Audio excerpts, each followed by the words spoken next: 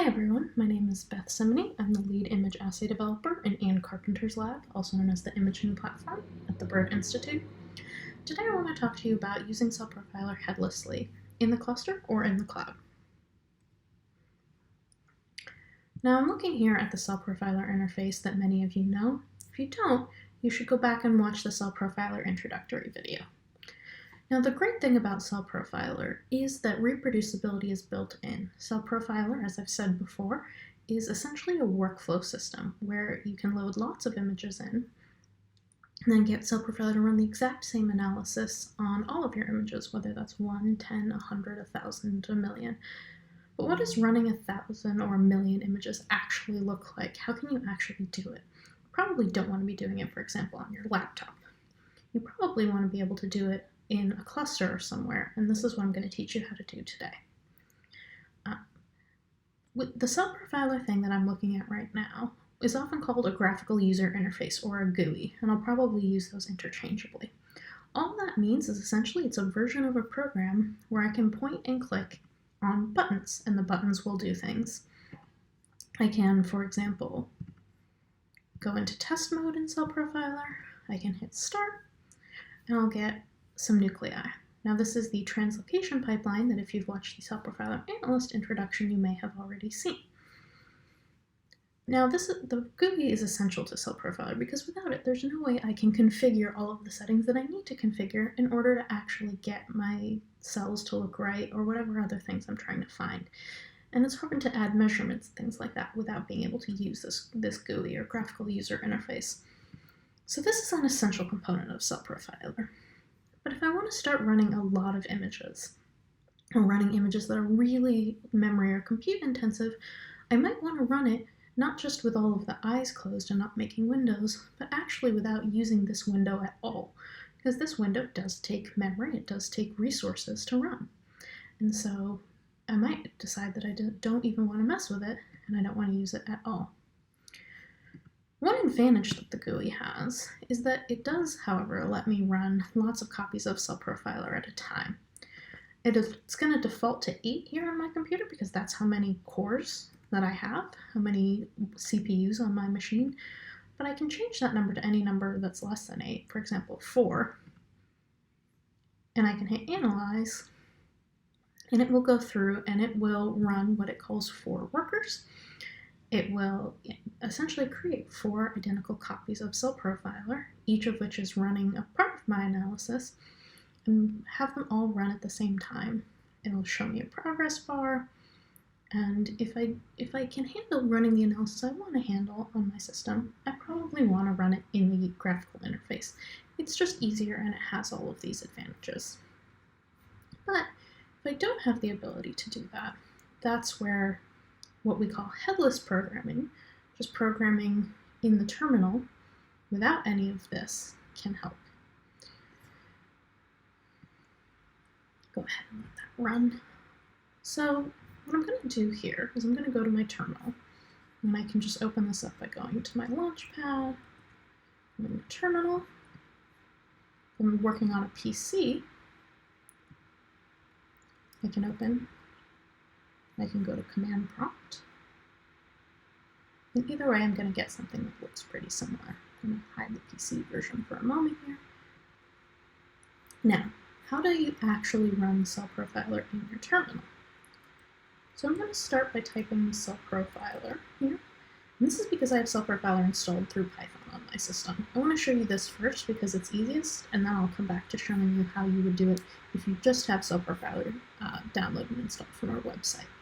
But because I have CellProfiler installed through Python, I can type CellProfiler -C, which tells it to run, -R, which tells it to run Headless Li. And then all I need to tell CellProfiler is whatever information it ordinarily would need to run, which is a pipeline, an image folder, and where the output should go.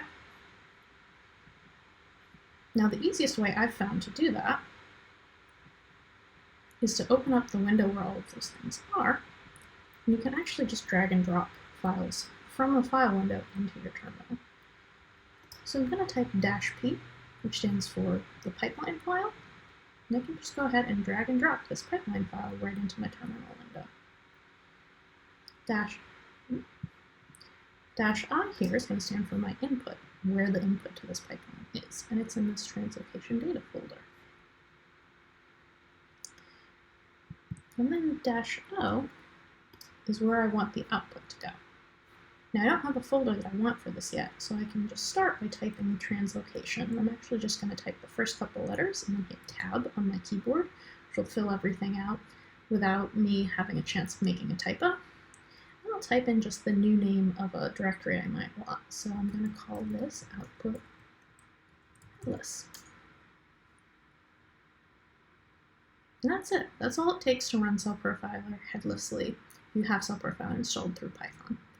You can see this is running, but what you can also probably see is it ran everything from image 1, then everything from image 2, 3, 4, and so on. This is not natively what we call multi-threading. It's not natively starting multiple copies of CellProfiler. It's doing every image one at a time.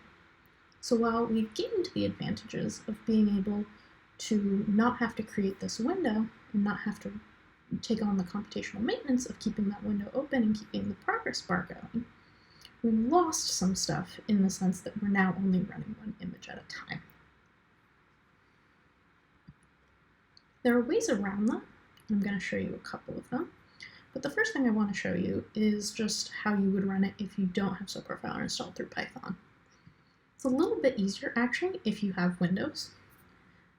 If you have Windows, then you can actually just do the same thing that I mentioned before, which is you can just drag and drop things right into your terminal. I can give it that same -C -R. So this is the program file from CellProfiler that it installed into my program files directory. -P is my pipeline. I have here a thing with my pipeline.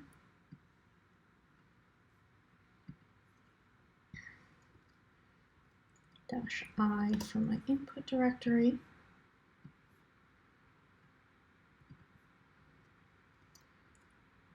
And -O for my output directory, and I'll just call this output 2.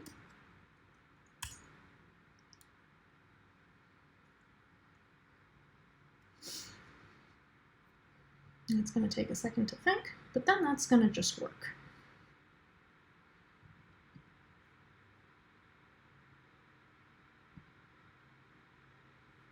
Now, with Macs, the story is a little bit harder.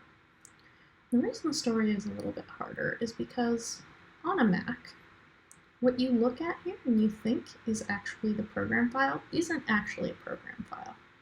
If I try the same strategy here, now my Windows copy is going. I can go ahead and close this since you guys have not gotten the idea.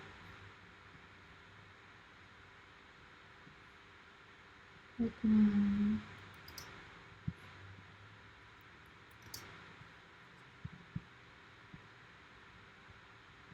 Data.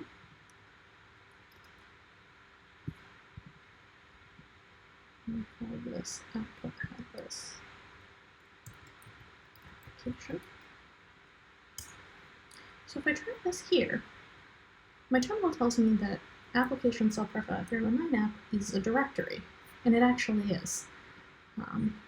If I control click here, you can see that I actually see something called show package contents. What you think is a program in a Mac is not actually a program, it's a folder.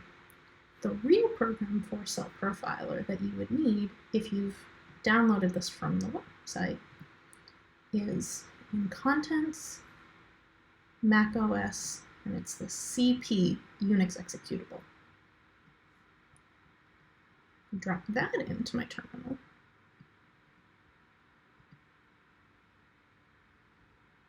I'll just hit Command-C, Command-V to copy the rest of the stuff. You see I get a little bit of extra stuff up the front. But now this works.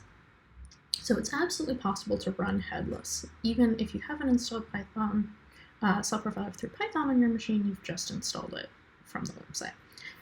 There aren't very many cases you'd actually want to do that, but if you did want to do it, you could. And it, again, gives you the idea of essentially when I'm doing this, what I want to do is run and give it a pipeline name, an input folder name, and an output folder name. Now, again, I've said that the disadvantage that I have here is that everything is running one at a time. So CellProfiler actually gives you some ways to avoid having to do that. And to talk that through, let's go back and actually look at what's going on in our CellProfiler pipeline. So in the names and types window here, you can see that I have a list of image sets. I have 26 image sets that came from 52 images, hence the 52 rows that you see down there below. Now, what I can do, I can't tell the computer natively to start by running all 26 side by side or even doing a side by side. What I can do is I can open up 2 different copies of CellProfiler on my machine in this headless mode, and I can tell each one to run, say, half, or I can open up 4 windows on my machine and tell it to run, say, the first 6 or the next 7, things like that. This is almost done. And the way we do that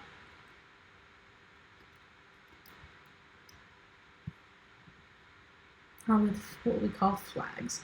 So flags are exactly like this -C, -R, just ways of passing commands to the terminal. And they're subcommands of the CellProfiler command.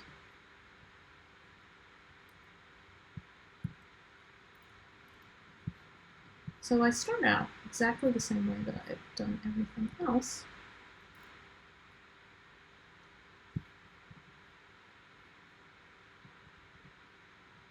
I'm going to call this output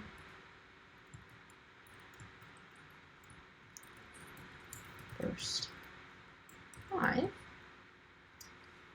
And I can now pass it 2 special flags that I didn't pass before. I can pass -F, which stands for first, and give it the number 1. And that means it's going to start here at image set number 1. And I can tell it again -L, and give it 5, and say run image set 1, and then all the way through image set number 5, run number 5, and then stop. I'm going to go ahead and just copy this whole command. I'm going to go ahead and hit enter. And if I go back to my other window, I can take my command that I've already copied from before and now tell this copy of CellProfiler to say run files 6 through 10. So if I look at what's being generated by first 5 and second 5, here are my first 5 images, and now here come my second 5 images. So you can imagine doing this for however many sets that you get, either by typing each one in one at a time, or by creating a little script that actually does that. We won't cover that here today, but there's resources on the forum and elsewhere. The other way to tell CellProfiler which things you want to run is by using the groups module. Now, we haven't actually used the group module in any previous tutorial, but what the group module does is it says these are images that all need to be processed together, but separate from anything else. So the classic example for the groups module is a time-lapse movie. If I have, say, 5 time-lapse movies, and I want to track objects through each of them, I want to track that object through every frame of movie 1, but I don't want to track that object from the last frame of movie 1 into the first frame of movie 2. So all of the images have to be processed together so that I can track all of the frames of movie 1, but separate from the others because I don't want it to overlap with movie 2. So in an ordinary pipeline, you might not need this. But if you want to run Headless Li and you want to give yourself some options on how to run Headless Li, you can turn on the scripts module. And I can say, for example, that I want to group by well. If I go back to my metadata here, you can see that I have 2 images per well from the 2 channels. So there's only actually 1 image set per well. but that's okay. A group can just be one image set.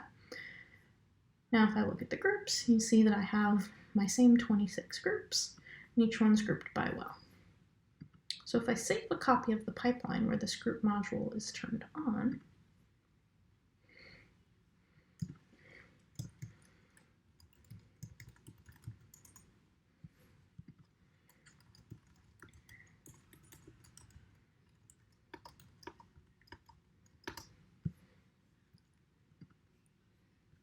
starting to get a lot of output directories here. Go ahead and delete all of these ones that we have so far. I can put in my new pipeline.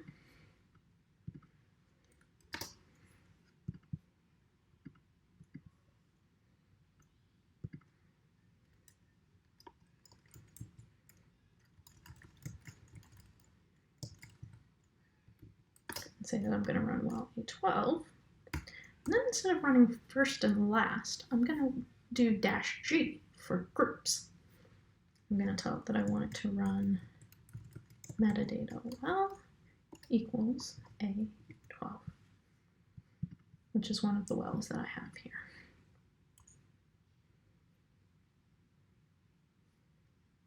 And so Profiler now you can see is running image set 2, which I can confirm when I look at the name of that image that was made here. It comes from well A12. So with either the first and last flags, or with the metadata group flags, I can actually then tell CellProfiler how to break up my image sets into groups. Now this is critical on a cluster because this is going to allow me on a cluster to go through and say, all right, I have these 5 plates. Each 5 plates has 96 wells.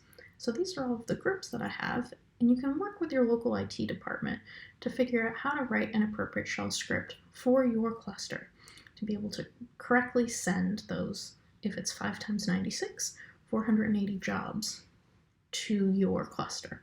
Every cluster system works a little different, which is why we're not going to cover that here today, but your local IT department should be able to help you out. Now, if you don't have a local IT department that's willing to help you out or is difficult to access right now, or if you just really don't want to bother running your images locally, you want to run them in the cloud, we have a CellProfiler solution for that too, and it's actually one that we use a lot in the lab. We've actually found, because sometimes we get millions of images, and our institute doesn't want us clogging up the cluster with millions of images all of the time. And there are months where we only have a few images and we don't want to spend money on a big fancy machine when 6 months of the year it would be running empty and there wouldn't be anything on it. We've decided to run on Amazon Web Services in the cloud to run CellProfiler there. This allows us to, if we're not doing anything or we're not using any big image sets, to not have to be paying for resources we're not using, but to scale up to infinitely as many machines essentially as we want when we get a big data set in. Amazon Web Services is what underlies Netflix, so we're probably not going to come up with more traffic than Netflix. I should say, we're not sponsored in any way by Amazon Web Services. You can create similar systems for pretty much any cloud service you want. This is just the one we happen to use. We're not in any way endorsing Amazon over anybody else. Okay, with that being said, we've created a tool called DistributedCellProfiler that allows you to take this headless execution of pipelines, the way I've just demonstrated, and allow you to run in an Amazon Web Services cluster. Now, what does this actually look like?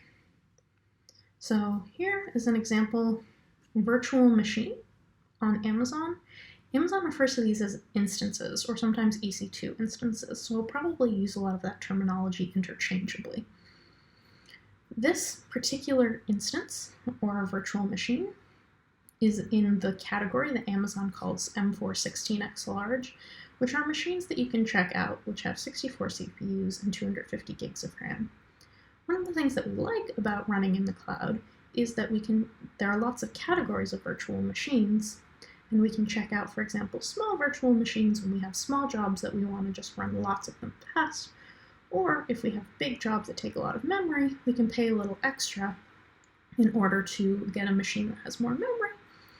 And we can be very flexible in sort of getting the most money for, getting the most computing power for our money and tailoring the kind of computing we need to the job that we have to do. So don't pay too much attention to this yet, we're going to go through it, but just so that you understand, this is a 64-core machine.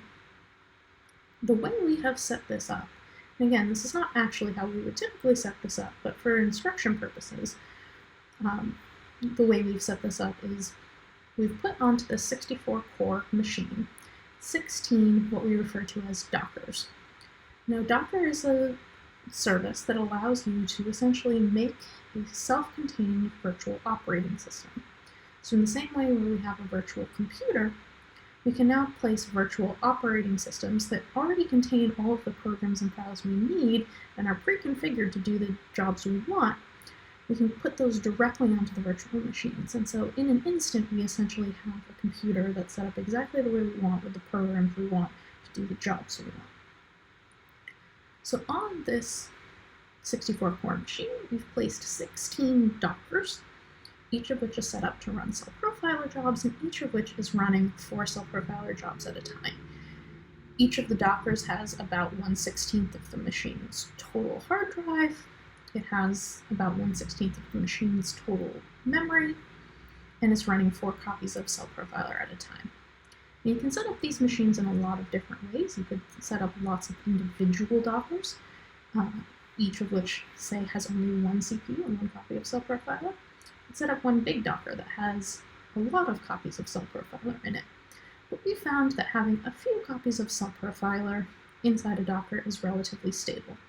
And in fact, what we typically do to make sure that we're not being slowed down by images having to download onto the machine or upload out of the machine is to run a 4-core virtual machine with 1 Docker on it that's set up pretty much like this, with 10 gigabytes of hard drive, 4 CPUs, and 15 gigs of RAM. And for a standard CellProfiler job, that works really well for us. So if you want to use DistributedCellProfiler, essentially what it is are 4 commands that you run every time, with some configuration scripts that you set up before each one. It's the same 4 steps every time. All that changes time to time is the configuration file. This allows you, what DistributedCellProfiler is going to do is it is going to be the thing that tells Amazon, hey, I have jobs to do. These are the jobs I want you to do. These are the kinds of machines I want you to give me.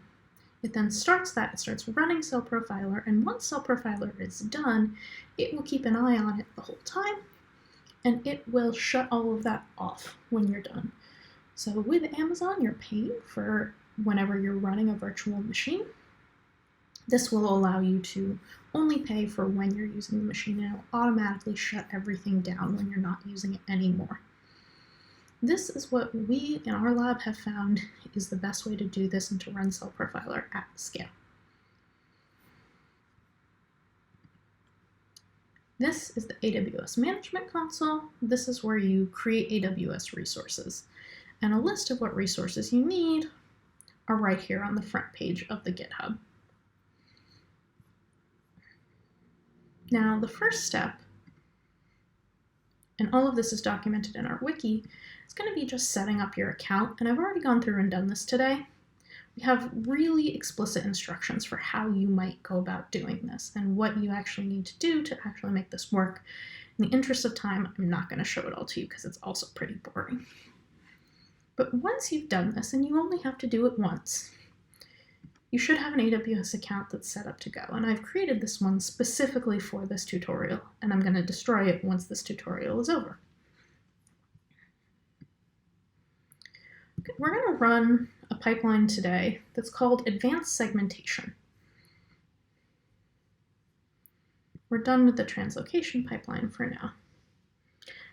Now, the Advanced Segmentation pipeline, if you've ever been to a CellProfiler tutorial where we've taught this, you know, is essentially the translocation pipeline, but taken one step further. It's a pipeline that allows you to try to segment really difficult images.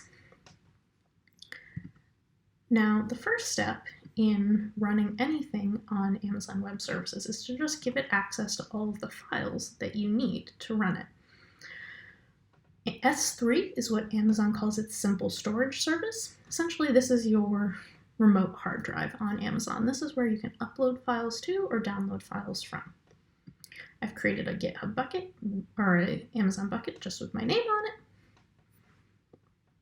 And the name of that bucket has to be unique across all of the Amazon buckets, which is why it's pretty easy for me to just use my name. And you can see here, I've uploaded the advanced segmentation.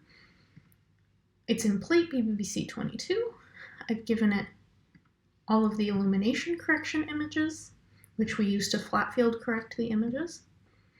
I've given it all of the individual TIFFs from individual wells, and here we just have 60 wells of a 384 well plate and 2 sites per well.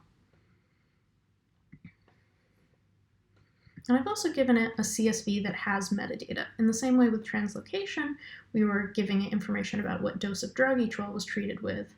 In advanced segmentation, we actually have a lot of different drugs that all the different wells have been treated with, and we want to associate that information with the cell profiler output so that at the end we end up with files that say, this is this image, it had this many cells, the cells look like this, and it was treated with this dose of this drug.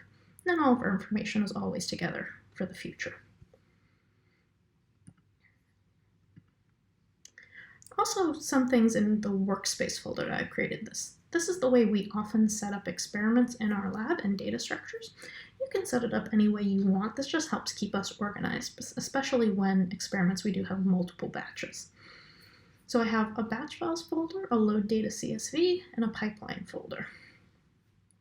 So we could run CellProfiler on the cloud just with the same -p-i pattern I showed you on my computer.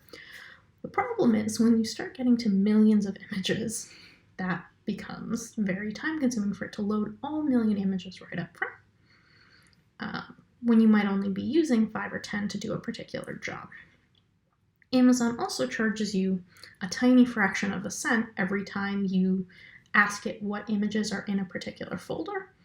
It's such a tiny fraction of a cent that I don't mind going through and clicking on stuff and seeing what's there. But if I'm going to run a million jobs, and each time each of those million jobs loads a million images, that tiny fraction of a cent is going to start adding up. So we actually access the data or specify the jobs in slightly different ways than the -i that I showed you before. There are 2 ways you can do this. One of them is to use what we call the load data module. I can use this at the beginning of my pipeline, and you'll see it turns off this image's metadata, names and types, and groups. What I need to do, if I'm going to do that, is I need to give it a CSV, which is a comma-separated value spreadsheet. You can typically open these with Excel or with a lot of different other programs, that tells CellProfiler the path and file name of all the different channels that I would have ordinarily set up in names and types. I'm also going to pass it in any extra metadata about things like what are the compounds that are in this experiment. So I can load a CSV like this in.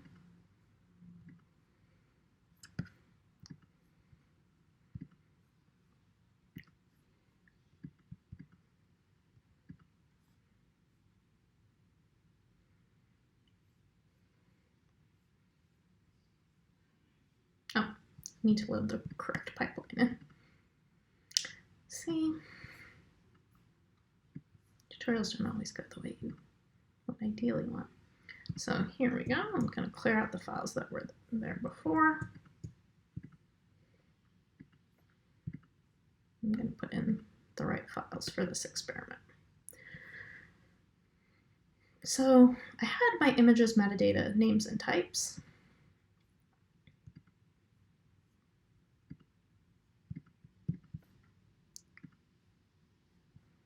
Need to set up the right folder access here.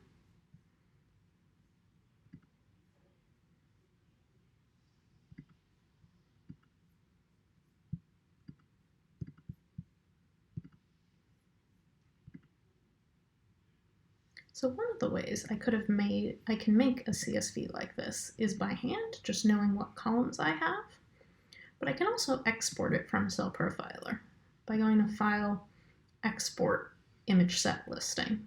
And that will allow me to make a CSV thing that looks very much like this load data file. Once I have it, however I make it, whether I make it with a program, which is what we often do, that's based on reading the XML files from our microscope, or whether we make it by hand, or whether we make it using File, Export, Image Set Listing, however you make it, once you have it, it's safe to add the load data module to your pipeline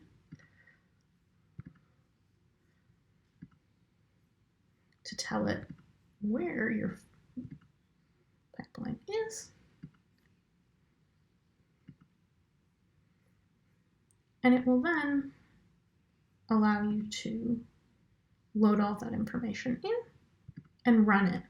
And so this is a way where rather than having to touch a million files every single time, we can touch just one file every time we want to load a CellProfiler job by using this load data option.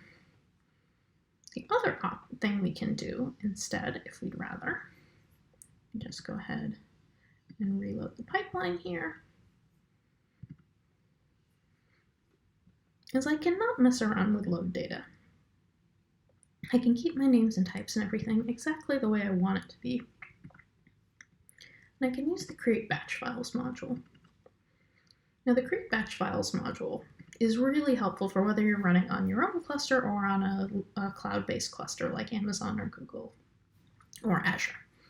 What this allows me to do is to say, I'm loading all of these machines on my computer, and they're all in a folder called Users Beth Cimini Desktop Advanced Segmentation.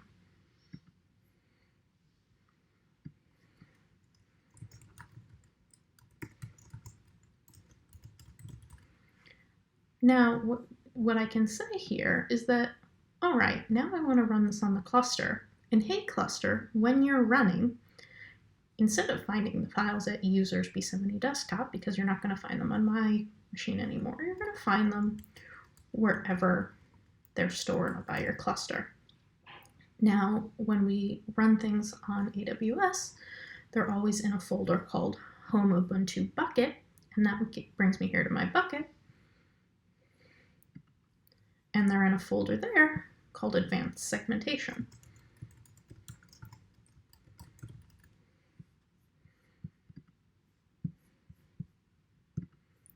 And because the file structure that I have here, one thing that's not the same between here and there is here, I've called the folder one thing, and in the cloud, I've called it just BBBC22. Now I don't have to go in and type the whole path, I just have to type in the parts that are different. So below this level, I have my CSV in the same place, my loom in the same place, and I have my images in the same place, and they all follow the same structure that they do here. So this is the only part that's different. Now what the Create Batch Files module will do is it will make a batch file that is essentially just a copy of the pipeline and a list of all of these image sets. Same problem as last time, because I reloaded the pipeline again.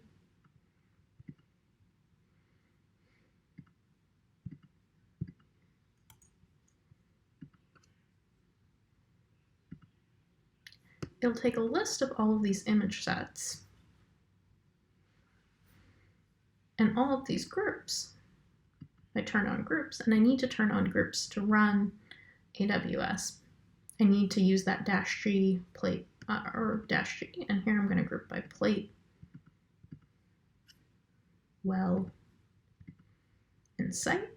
So I can group by any piece of metadata that's going to nicely break my files into groups. So here I had 240 image sets, And here I now have 240 image groups, each of which has one thing to be run in it. If I wanted, I could remove site and I could have 120 jobs, 2 things to run in them. But I personally want to do it this way. So once I have my groups module turned on with the create batch files module, what this will do is it will say, all right, here's my CellProfiler pipeline, and also I have a list of groups for you to run. And I know that you think that the files will be found at users Beth Cimini desktop here in this list of groups that I have for you, but actually you should do a find and replace, and you should find and replace this local path with this cluster path. So once the cluster picks up this batch information, it picks it up with the correct path for it. So what we're doing is we're making a version of essentially like the CP proj file, but that actually contains the right path information for the cluster. And I can go ahead and put that in my advanced segmentation folder. Now when I run a pipeline with create batch files in it, when I hit analyze images, it's not actually going to try to analyze any images. It's actually just going to make this batch file because it knows that I want to run on the cluster. Otherwise the create batch files module wouldn't be on. So it's made this file called batchdata.h5. And that is what I would upload instead of my pipeline. So instead of, again, in the same way that we solved it in one pathway by using load data with a file loading CSV, so that we only have to touch one file at a time. The other way we can do it is by using this batch data file to only touch one file at a time, so that when we have millions of images, we don't rack up a bunch of charges just caused by listing images. It also takes a lot of time to list those images too. And so in this workspace, I can make a batch file, and you can see I already practiced doing this. I have a batch file that's there. But I can upload a new copy of it, the copy that I've made just now. So that's always the first step of running anything on a cloud, is just putting all of your data in the cloud. Now I should say this cloud is private to me. Nobody else has access to this cloud as long as you've set up your security settings correctly. And again, we guide you how to do that, and Amazon has a lot of documentation on how to do that. Just because something's in the cloud doesn't mean anybody else can see it. Nobody can see these files but me. Now, once my data is actually in the cloud, and once I've actually gone through and set up my AWS account, I can actually go through the 4-step process of running DistributedCellProfiler. And we'll start with step 1. The way this wiki is set up, for each step, you can go to the page. At the top of the page, it's going to tell you the command that you want to run. Before you run the command, you should change the configuration file for that step, and it'll walk you through how to do that below that in the wiki. But the command that eventually you want to run is always listed up here on the top. Now, how I am going to go about doing this is actually on a small virtual machine that I've made that isn't running DistributedCellProfiler, but is just running Linux in the cloud. The reason for doing this is sometimes I might have jobs that take days or even weeks to run. I don't want my laptop to have to be connected the whole time I'm doing that. I'm be able to use my laptop for other things. And by doing this in Linux, it makes sure that we're running in a way that uses all the nice Linux packages that DistributedCellProfiler expects. So almost always what you want to do is create this log node machine that has some packages installed on it, and all of that again is detailed on the website. I can connect to this machine through its IP address. So I'm going to go ahead and make a new terminal window here just so it's a little bit less messy. I'm going to type SSH to connect to it remotely. I'm going to give it my credentials file, and I'm going to type Ubuntu at this address. If I'd hit the connect button here, it would also tell me this, but it wouldn't have the right path because it doesn't know where my key file is. But if you forget that, you can always get the information back by hitting the connect button, and you just have to make sure to tell it where the key is.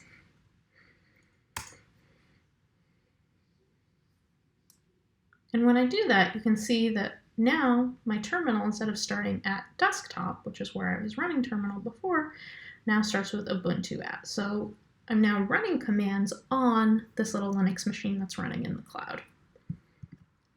So if I type cd, that will send me to a new directory. So that's my new current directory.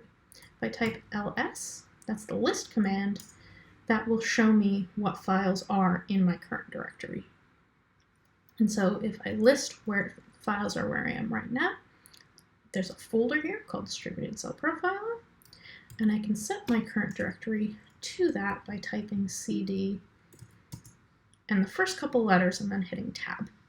Tab completion is really helpful when you're first learning to work in the terminal because it's pretty easy to make typos if you're like me and you try to type fast. If I only have to type about 3 or 4 letters and then just hit tab, the chance I make a typo is way less. All right, so let's go back to my instructions. I won't go through and discuss every single configuration setting, but I do just want to show you the basics, but all of the information is shown in more detail on our wiki. So what this says here in the overview is that I have to edit config.py and then run fab setup. So let's edit config.py. And the way I'm going to do that is by typing nano. Nano is just a simple text editor that works nicely in the terminal.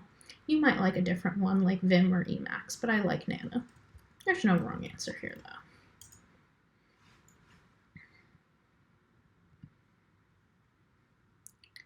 Now what you'll see here are the settings for my overall AWS run. And one of the most important settings here is what we call the app name. We're going to make a few different things in AWS, and I'll walk you through each. But the app name is what's going to link them all together. It's what's, for example, going to be the name of the logs that we make so we can check how our CellProfiler jobs are running. It's going to be the name of the queue that we make, and the queue is going to be equivalent to the list of jobs that are here in my group file. So you see here we have a few things where the queue's name is being made by using the app name. Now if you're the only person ever running things on your Distributed CellProfiler AWS account and you're only ever running one job at a time, maybe you don't care what things are called, but I find that I'm running things a lot. And particularly, I might find that I'm running 2 or 3 different batches or 2 or 3 different versions of an experiment.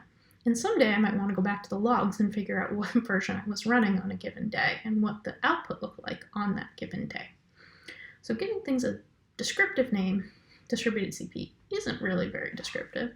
So I'll go ahead and call that distributed CP tutorial.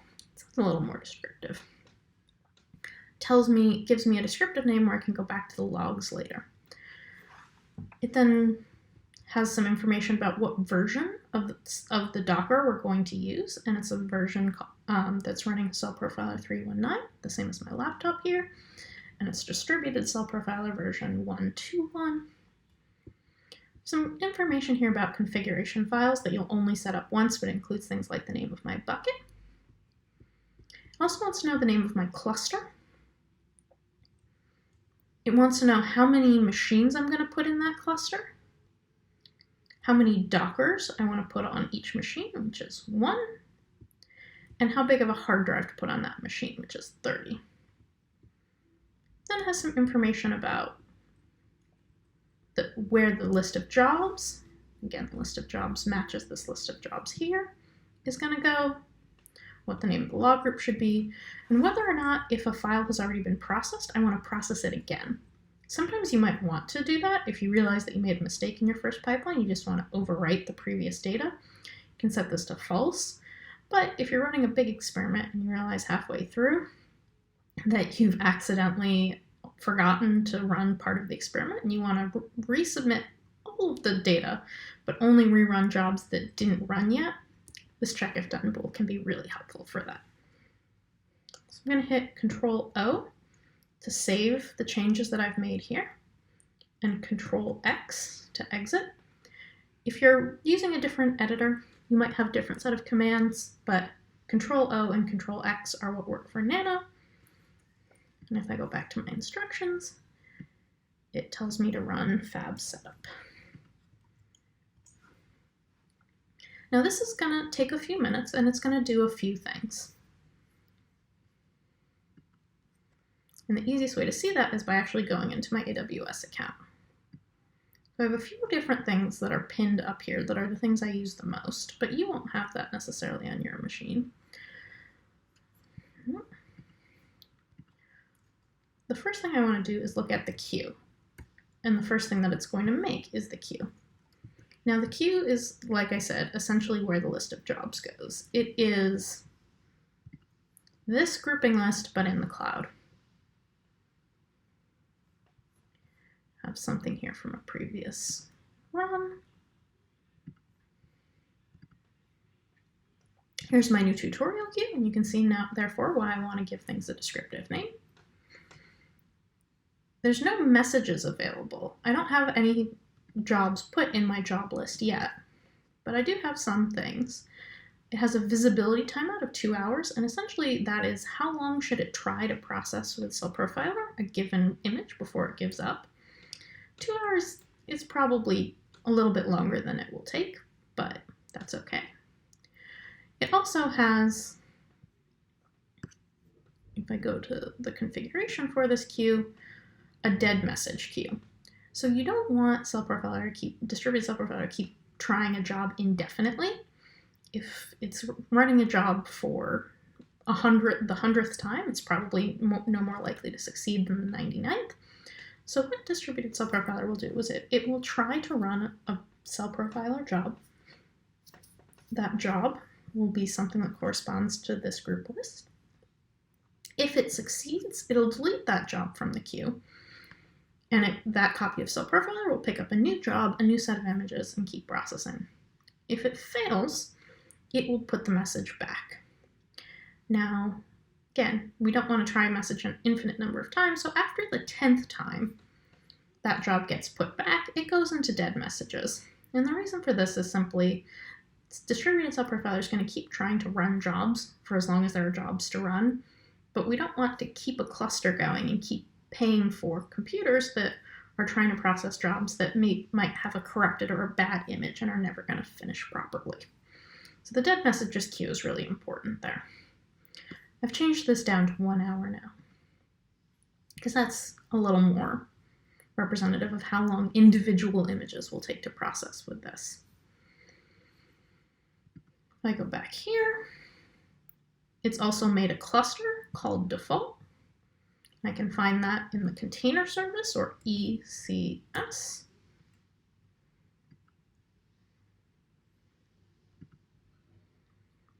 It's made what it calls a service in there, and the service just has a list of instructions on what it should do, and it contains all of the information that was in that config file. All of the information that's here. And that's all stored in the task definition. Now, what we've done so far is just tell Distributed CellProfiler, hey, there's going to be a job that I want to run, and we've made some of the infrastructure for it. We haven't made any infrastructure yet that costs any money, though, at least not more than a fraction of a cent. We're going to wait to do that until we're sure we're ready to go. And we're not ready to go yet because if I go back to the queue, by going to typing in queue, there's no jobs to run here. Distributed CellProfiler doesn't know what to do. So we need to go on to step 2 and give it a job file.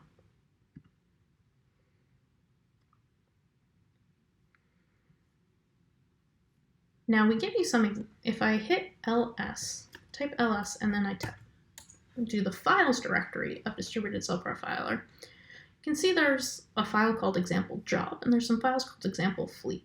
We're going to worry about the job files for now. And you can also see there's one called BBBC22 job, and that's the one I've pre-configured for this experiment. And I'm going to use the nano editor again. I'm going to tab complete, and it's going to get as far as BBBC22 because there's two things that start with that. If I type in JOB for job, it'll tab complete the rest. So here's what a job file looks like. If you have the pipeline and load data CSV here, you would have two different files here that have the location of the pipeline and the location of the data file. Here, because we're using a batch file, we can put the same file information in for both. We can ignore the input here for right now because, as I explained, we're not using the -i flag anymore. You might still use the -i flag if you're loading, for example, quality control rules, but otherwise you can usually pretty safely ignore this. Though it will be checking this folder, so you don't want to point this at a folder that has a ton of stuff in it. You want to point it at a small folder with only a few files. Where the output goes is really important. And I can also decide how I want the output to be structured. So how do I want to have folders and subfolders that are based on the things that I'm running? I don't want to put everything in literally the exact same output folder, or each job is going to overwrite the next job.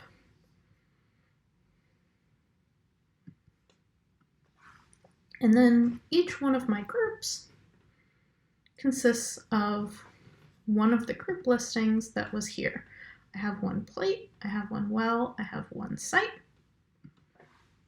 And so in each one of these rows, I want to put that information in. We offer you a few different ways to make this file and to make the list of all of those groups. And I'm not going to go through each one of them because we have a bunch of them. But just know that you don't have to type that all out by hand. There are ways to make it easy, and you can read the website to figure out a little bit more how to do that for your data set. But here I have it already set up. I have all of the same plate name. I have the different wells, and I have two sites in each well. I hit Control-O and Control-X again, since that file's already set up. I can take the command, at least the first part of the command, and the name of the job file I have today.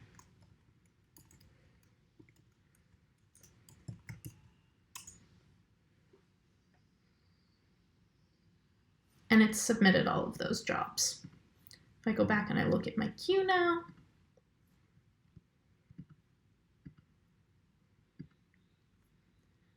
and I tell it to just show me 200 or 10 of the 200 or so messages. Each one of those messages is basically just a copy of all of the information that was the same up at the top with where the pipeline file is, where the data file is, but it has the grouping information for just one group. So I have 240 now individual files, each of which represents one image to run through CellProfiler. Cool.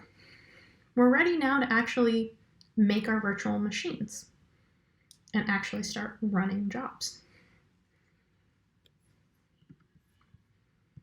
The instructions to do that are here on the step 3 page of the wiki.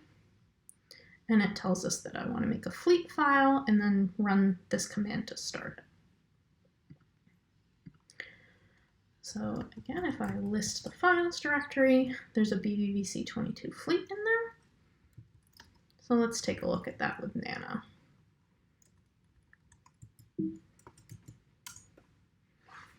Now, this isn't going to look exactly the same when you run yours, and that's because these numbers here are my account number. This is an account I'm going to destroy before I upload this video. So some of these you will have to figure out when you've done your account setup. And again, we have instructions in the step 0 page for how you are going to set up all of the different things that you need here to turn the example fleet file that's in there into the one that's right for you. Once you have that set up though, you typically just do that once. What you'll change from run to run is what kind of machine you want to run. I'm going to run an M4 X large here, which is a machine that has 4 CPUs and 15 gigs of RAM, because like I've said, we found that that's a good general purpose working machine. How many of those you want to run? I'm going to run 3 at a time. I could run 100 at a time if I want, but I'm going to start with just 3. And how much I'm willing to pay, and this is in per hour. So this type of machine costs 10 cents per hour, or at least what I say is that I'm willing to pay for 10 cents per hour. We use what are called spot instances. And what that means is, if I go to EC2, which is the virtual machine part of AWS, there are instances and there are also spot instances. And spot instances are essentially ways to get virtual computers at a discount. They use eBay style bidding rules where whoever is willing to pay the lowest amount above the price floor pays that amount, and if they run out of machines, then the person who's willing to pay more gets those machines, the person who's willing to pay more gets those machines. So if you have a job that takes 5 days to run, then you don't want to use a spot request because somebody might outbid you, and that machine might go away and be given to somebody else with no notice and no warning. But they typically cost 25 to 80% less than the regular machines, so you can get a huge discount on your compute costs. If I look at the pricing history for the kind of machine I said I want to run, you can see that over the past week, price has been pretty stable, and that in one Amazon region, it's been costing about 10 cents an hour. And in most of the rest of them, it's been costing 7-ish cents per hour. Now I'm set up to use region 1C, which is currently 7.25 cents per hour. So in my fleet file, with my saying that I'm willing to pay up to 10 cents, I should get my machines. I should be able to use machines that I want. If I tried to use the same configuration file, but in the 1A region, that's been hovering right around 10 cents, so I might not be able to check out a machine at that price, but I can decide to run in a cheaper region. The prices are pretty stable. They used to be a lot spikier even a couple years ago, but now in general, once you've figured out what's a good price to pick for your machine, you almost never have to change it. Some more configurations below, but again, they're going to be specific to your AWS account. So I'm going to hit Control-O and Control-X and close that file. Because the 3 things that we are typically going to change all the time, the kind of machine, the bid price of the machine, and the number of machines are all right on top. I'm now going to go back and get my command. Got to copy the whole thing.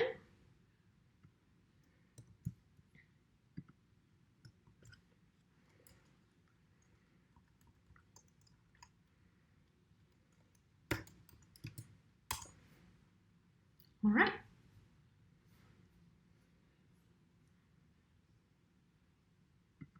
Now that I've started my cluster, I'm going to go on to step 4, which is to monitor progress on my jobs.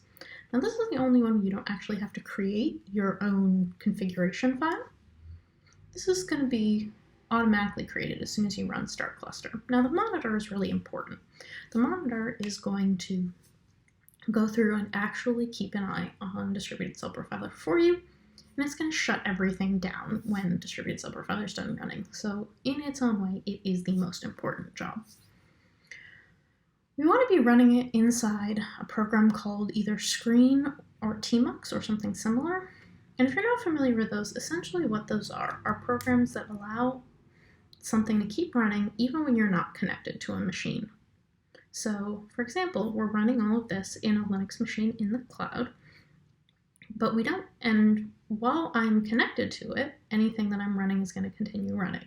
As soon as I disconnect from that machine, ordinarily anything that I'm running on that machine stops. We don't want that for our monitor. It's really important that's not how our monitor behaves, because we want it to shut things down even if my computer crashes, or even if I just don't want to be connected to my computer all the time. So if we run inside Tmux, Tmux will allow us to actually run a run things and have them keep running even when we're not connected. So I can start a new tmux session by typing tmux new -s. We'll call this tutorial monitor. And I'm still in my same place, but now you can see that there's this little green thing down below that shows that I'm in a thing called tutorial monitor. Now, if I ls my files folder one last time, you can see there's something called DistributedCellProfiler tutorial spot fleet request ID. Now again, this was automatically made by the start cluster command. I didn't have to do anything with it.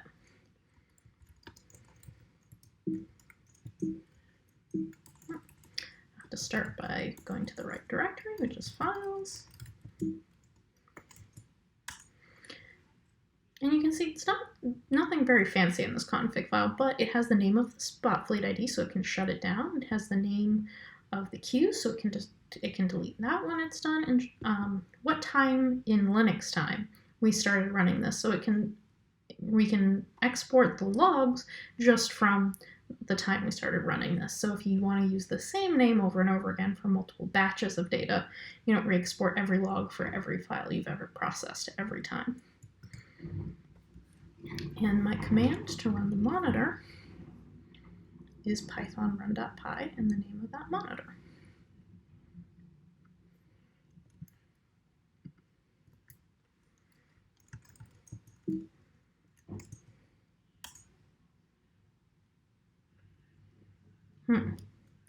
Something doesn't look like it's running quite right, because I started 3 machines, each of which is supposed to be running 12 CellProfiler jobs, but 23 things are in progress, or 4 CellProfiler jobs. There should only be 12. So the good news is stuff is running. It's step 1. I have 3 running tasks here in our cluster from the 3 machines that we started. But if something's not right, we want to go to the logs. So we go to CloudWatch here. And CloudWatch is great because it shows you everything that's been going on in your machines. And so when something isn't right, you can go in and fix it. It doesn't seem to like something in our pipeline. So if we go through and we look at the logs, we can see that, first of all, the pipeline started running okay. It found the images. And then it didn't like writing to the database, and in general, DistributedCellProfiler doesn't like writing to export to database. It prefers export to spreadsheet, and I forgot that when I was setting up my pipeline. But it's okay, mistakes happen. So all I need to do is uncheck the export to database module here and add an export to spreadsheet module instead. Not too bad. Yeah, mistakes will happen. It's a fact of running things. It's totally normal to sometimes have to take a second try at running it, and that's of course why we include the logs. So I've now made a new version of my batch data file.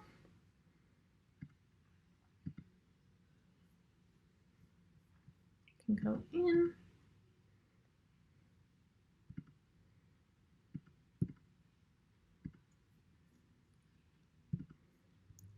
And I can go in and just upload the new version.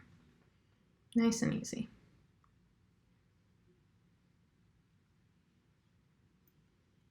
Now I want to check to make sure, because remember we told our jobs that if they ran 10 times and didn't get processed to go to dead messages, I want to make sure that hasn't happened. And it doesn't look like it has yet, which is the good news. It's taking a few minutes for each job to die because it's actually getting all the way to the end and then stopping. So right now, 15 messages are processing, and we're hoping eventually this drops down to only 12, because only 12 should be the 4 copies of CellProfiler on our 3 machines. But right now, a lot of jobs are just failing, which is why this number is higher than we might otherwise expect.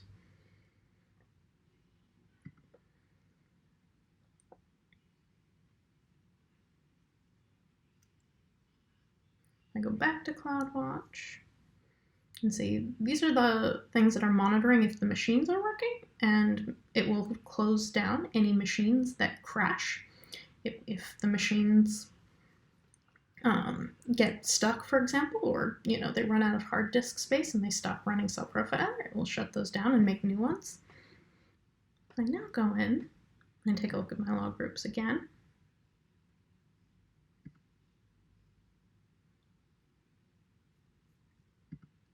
I want to sort these by the ones that are running right now.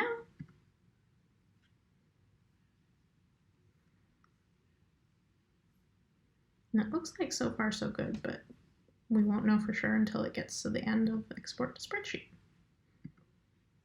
Sometimes I'm a little impatient, so I can go see if I can grab another one. And that one got through export to spreadsheet, got to create batch files. So it got to its very last module. So I think our pipeline's now set up right and is now actually going to complete. And in fact, you can see that the number of jobs in process is now still 12, but the number of jobs that are left to do has gone down by 10. So in that minute, 10 jobs finished.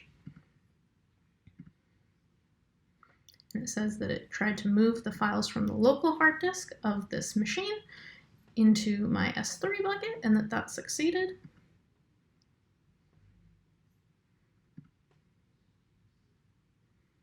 So now, if I look in my Workspace folder, you can see I now have a subfolder called Analysis that has the 12 first jobs that ran all the way through correctly. This is awesome. You can see that once we uploaded the new file, we got a version of it pretty quickly, but I don't actually need to run this experiment. So I'm going to let all of the jobs, I'm going to remove all the jobs from the queue. This is going to simulate what happens when DistributedCellProfiler stops or runs out of things to do because all of the jobs have been completed. So once the number of jobs goes down to 0, this monitor at some point in the next 60 seconds will notice that. Sometime in the next 30-ish, hopefully, because we're now at 34 minutes, and last time this ran was during the 33-minute. Now, the first thing it's going to do is it's going to shut down that spot fleet, and it's going to then clean up all that infrastructure so that I'm no longer paying for jobs that aren't for machines that aren't actually doing any jobs anymore, because all of the jobs have been finished.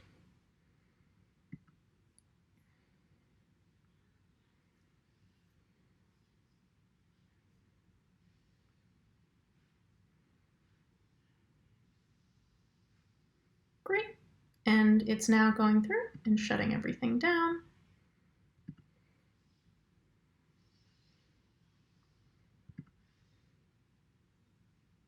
It's going to go through and terminate our spot requests, and our spot request is gone.